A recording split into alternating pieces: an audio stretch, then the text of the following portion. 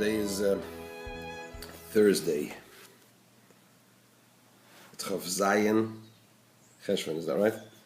Chav Zayin Cheshvan Tavshin Ayin Daled. We are in the Mamar Vayihiyu Chayei Sara of Shabbos Pashas Chayei Sara Mevorchim Achedesh Kislev Tavshin Yud Beis, and we are on page Kuf Samach Daled at the second paragraph on the page, beginning with Vayihiyu Chayei. The Rebbe explained, based on the Zohar, that Sarah Imenu's life represented Shleimus and Avodas Hashem, and that is denoted in the pasuk in Pashas Chayei Sara, which talks about how many years Sarah lived, Meya Shana, Esrim Shana, V'Sheva Shanim, which encompasses the totality of Seder Hishtalshalos and the totality of Shleimus in Sarah's life. Meya Shana is a reference to Keser. Esrim Shana is a reference to Chachma and Bina, the intellectual faculties of the soul of the and Seder Hishtalshalos, and Sheva Shanim is a reference to the Midas. So the Rebbe asked, if that's the case, if Sarah Imenu's life denoted the Shleimus, the entire Shleimus, to the extent that not only was her life Shleimus, but she also affected others' lives in such a way. For example, she brought Shleimus into Chava and into Noach, etc. Why does the pasuk conclude Shnei Chayei Sara? These are the years of Sarah Imenu's life, which seems to add something to what the pasuk said previously. If in the previous part of the pasuk already denotes Shleimus, what possibly can you add by saying Shnei Chayei Sara? What does that mean? So in order to understand this, the Rebbe said we have to preface the idea of serving Hashem with joy. As it says in the pasuk, Ivdu es Hashem b'simcha, that a person has to serve Hashem with joy. And not only is simcha, the Rebbe explained that simcha is not only a detail or an aspect in Avodas Hashem, but it is actually a very central and fundamental. From Shnei Chayei Sara? But I mean, I know you said. How did he learn about that it relates to simcha? That Shnei. No, he didn't. He didn't say anything yet. I see. He just said, in order to understand this, all right, okay. It says in Tehillim base that if do Hashem B'yira. That's it. Simcha is one bit. okay, that's true. But simcha over here. It says Ivdu Hashem b'simcha, serve Hashem with joy. And serving Hashem with joy is not just a detail or an aspect of Avodas Hashem, but it's actually very central in Avodas Hashem, to the extent that it says in the pasuk in Pashas Kisavai, when he talks over there about the punishments that will be brought Chas v'Shalom on the Jewish people, he says the reason why a person will serve his enemies and with hunger and with lacking and so on and so forth is because the person did not serve Hashem b'simcha meiroiv koil, with joy, meiroiv koil, when a person had abundance and everything was fine. That's the simple meaning of the pasuk. The Arizal explains that the explanation of the Rebbe didn't. I don't think the Rebbe mentioned this, but to a certain extent.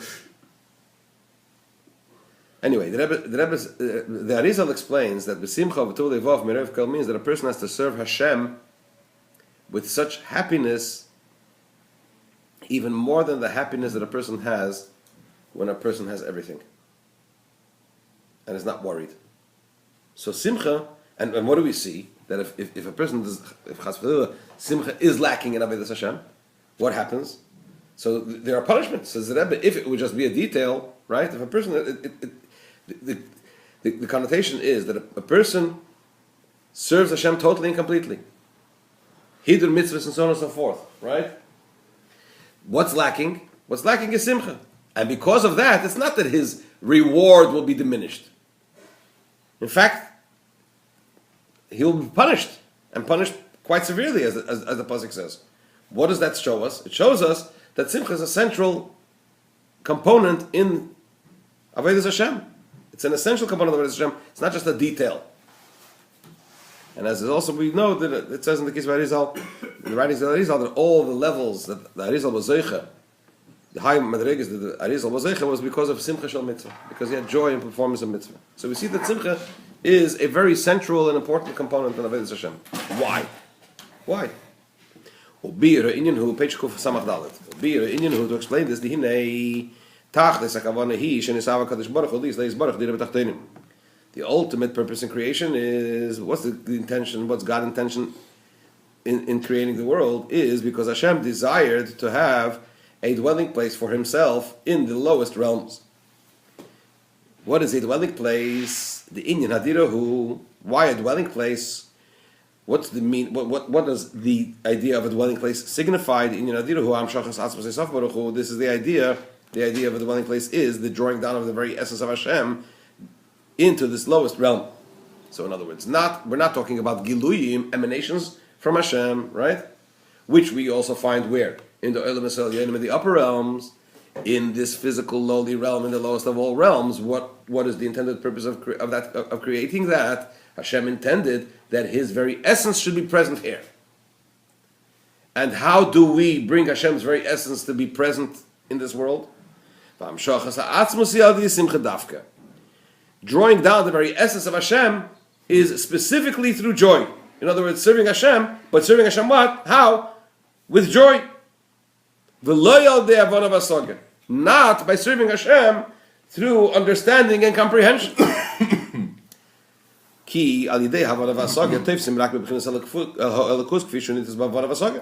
Because through understanding and comprehension, which aspect of godliness do we grasp? Only that aspect of godliness which could be apprehended by understanding and comprehension. Right? It's specifically through joy that we can reach the very essence of Hashem. The Rebbe brings an example. When it comes to davening, the main idea of serving Hashem, when we say avodah, is a reference to what? Tefillah, davening. Our sages teach in Tainis, in the tractate of Tainis in the Talmud, it says in the Pasuk, the Gemara, the Mishnah says that you mention Gevuras Geshamim, the idea of Hashem's right? The idea of Hashem's strength concerning rain in davening. So the Gemara asks, how do we know that it's in davening, that we have to mention it in davening? So the Gemara says, because it says in the Pasuk in Kriya Shema, Vayihiyu Chayei Sara, and you shall serve him with all your heart. And then it says further on, V'nasati metaratzchem b'ito, and I will give your rain in your land, the rain in your land in its time, right? So it follows from Ula Avdai, the idea of Hashem giving rain follows on from Ula Avdai, serving Hashem with all your heart. Says the Gemara, what does it mean serving Hashem with all your heart? What kind of avodas Hashem is with the heart? Eizehi avodas shebelev zu tefillah. What is, when we say the service of the heart, this is a reference to davening. So in davening, sheyesh bo shnei inyanim. In davening, we have two aspects, two ideas in davening, two components. One is the contemplation and the understanding and the comprehension in godliness, right? We think about the greatness of Hashem. The second aspect, though, is what? The pleasure and the joy in godliness. Hine. So now when we analyze these two components, the understanding and the comprehension is but a vessel for the joy and the pleasure. Right? When a person understands and comprehends. So what follows from that? Simcha and tainug. But the simcha and the tainug that follow the understanding and the comprehension and the greatness of God in godliness, which is part of davening, the simcha that follows from that, shazuhi ikar avodah tefillah, the main aspect of davening is actually the joy. That's number one. Number two, another point. Although in this case, when a person understands and comprehends the godliness that he's contemplating, and the joy and the pleasure that comes from it, they both come as one, and they're not discernible, right? They're all part and parcel of the same package, as it were. Why? Because when one understands and comprehends the matter, what does it cause? It causes pleasure and joy, so they follow, one follows the other, and are actually part and parcel of the same thing. Nonetheless, if you analyze it closely, Chalukim heim be'inyonehem u'mitzashorsham. They are different, both in what they are, and also because of where they come from, their source, their root. Why? Because the idea, first of all, in what they are, they're different. How are they different? Understanding and comprehension does not grasp, does not apprehend essence, the very essence of Hashem. Why? Obviously, because our lowly intellect is completely distant, unbelievably distant.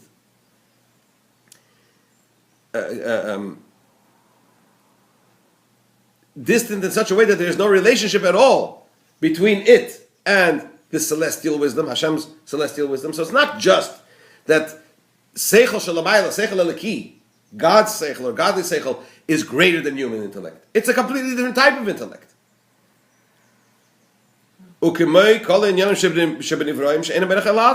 Just like all matters of creatures, of created beings that are infinitely distant from the very essence of Hashem. Right? And he brings an example.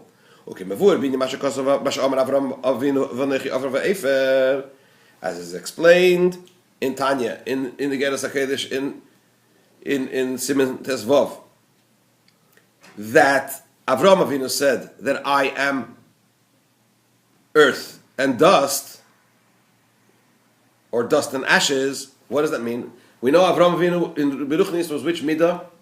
Chesed. So what did Avraham Avinu say that I am earth, I am dust and ashes? He meant to say Beruchnis, right? The Alter Rebbe there explains shemidas hachesed shaloi he bebchinas ofar va'efer legabe midas hachesed shalamayla. Avraham Avinu meant to say that the midas hachesed, the attribute of chesed, as it is vested and expressed through him, is infinitely distant and lower than what? Than the midas hachesed, the attribute of chesed of Atzilus, right? To the extent that it's compared relative to the midas hachesed of Atzilus, it is what? It's like earth, like dust and ashes.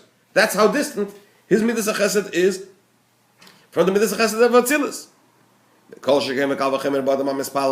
Even more so when a person davens, that his intellect is completely and totally and vastly, infinitely distant and lower than what? The idea of celestial intellect, godly intellect. I don't think you should say infinitely, because that's totally this spark of something in us. So there is something. It's not infinitely means totally removed. It is totally removed. That's exactly the point. How can we have connection? What's Have you his Rosh compared Hashanah it? of a Ken Shehu? Of Kol Shekain? What's the Rosh Hashanah? The Kol Shekem v'Kal V'Chomer. Okay. The Alter Rebbe actually discusses that in Tanya Geras HaKodesh Siman Tesvav. This idea, how could it be Ofar Va'efer? Ofar Va'efer means that it's infinitely different. But offer enough, it's still something. Something. Of course it's something. Of course it's something. Still derived from Hashem. It's Okay. connected. Let's hold that thought for a second. We'll look what the Alter Rebbe says in Siman Tesvav. But I want to focus on another point over here. We learned previously, I forget at the moment where, but and it's mentioned many times in Chassidus, that it says in Sefer HaBoyer, I believe it's a Sefer that was written by Rabbi Nechudim ben Akona, at least according to many opinions, that Midas HaChesed said that from the time that Avraham Avinu came onto this earth, he stands and serves in my place. I have nothing to do because he stands and serves in my place. Which Chassidus explains as meaning that Atzilus, Midas HaChesed, Atzilus said, right, that from when Avraham Avinu was on this earth, I have nothing to do because he stands and serves in my place. This seems to be contradictory to what we're saying over here, or to what Alter Rebbe says in the Geras HaKodesh, that Midas HaChesed of Avraham is like Ofar Va'efer, like earth and ashes, like dust and ashes, compared to Midas HaChesed Atzilus. And by the way, that itself denotes that it's infinite. Why? What's the relationship between earth, dust, and ashes relative to Atzilus? There's an infinite, Immense. immense. Not totally nothing. Anyway. Take it. Maybe So what's the explanation? So the Rebbe actually touches on this question in a Sikha in Tafshin Chof, I forget which Sikha it is at the moment. But the Rebbe says that the idea basically is this: that true, that in terms of